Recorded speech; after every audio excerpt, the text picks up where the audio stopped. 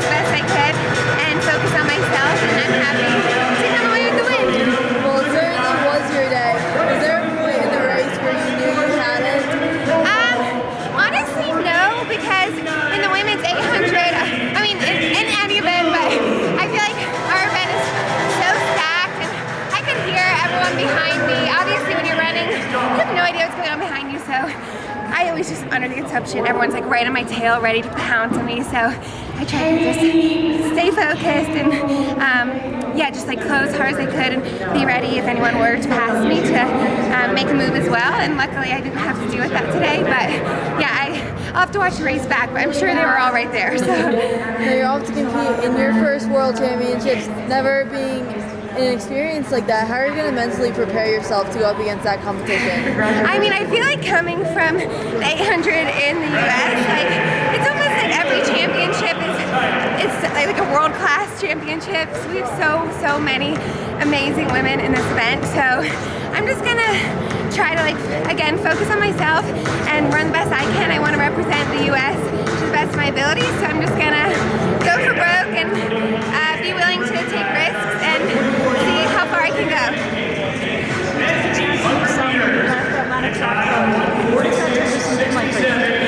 Yeah, I mean, it's obviously been a little scary. I left a very comfortable situation to leave for nothing, but for the ability to stay with my coach, who I've been with for 4 years, and I felt in my heart and my gut that that was the best decision for me. Obviously, I created some obstacles for myself by doing so that's been tough, but I've been able to make it work, and hopefully now my name will be out there. Maybe someone will want to pick me up. You were telling me at Millrose you were waiting for the moment to click. Yes. Did the moment click today for you? I think the moment clicked, yes. I feel like I did. I stayed very composed, and in races like this in the past, I feel like I've panicked and held other people on a pedestal, and you know, I knew today, like, I could have just as easily come in 6th as I could have won. It was just depending on who had it in that moment, and yeah, so I think my moment happened. Can you walk us through the last 10 meters? Because everyone was screaming, it was pretty much a blanket finish, your name popped up first, so what was kind of going through your mind those last few steps? Yeah, so I was honestly focusing on I needed to stay in the top 2, but I knew anyone, my mouth's getting so dry, I knew anyone could be coming up. Sorry. Go ahead, we're in Albuquerque, drink your water, you're good.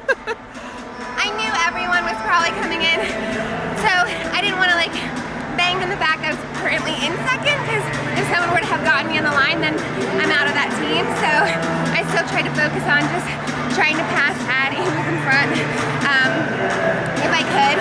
And yeah, I knew as we crossed that I did win, but I didn't realize it was as close as it was. Okay. We typically see you with the signature bun. Today we have a low pony. What's going on with that today? What's with the new hairstyle today? So it's kind of a long story. Basically, for the first time ever, I was like, I think I'm gonna go darker. I told my hairdresser, I was like, I'm gonna go darker. The second I left the salon, I was like, I shouldn't have done that. I don't like it. And so then my bun just hasn't felt the same. I saw my race pictures yesterday and I was like, you know, I'm just not feeling that. So I tried to switch it up today, and now I have a lot of people who get mad when I don't wear my bun, but I gotta say, right now I'm liking the ponytail. Ponytail. Yeah, the ponytail got me my first championship, so it could be here to stay.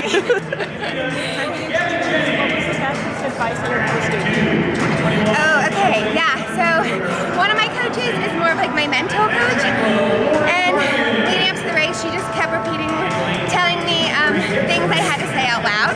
I'm not going to repeat them because that's between me and her, but it was things that she knew I probably wasn't believing were true, and she said, I don't care if you believe it, you're saying it out loud.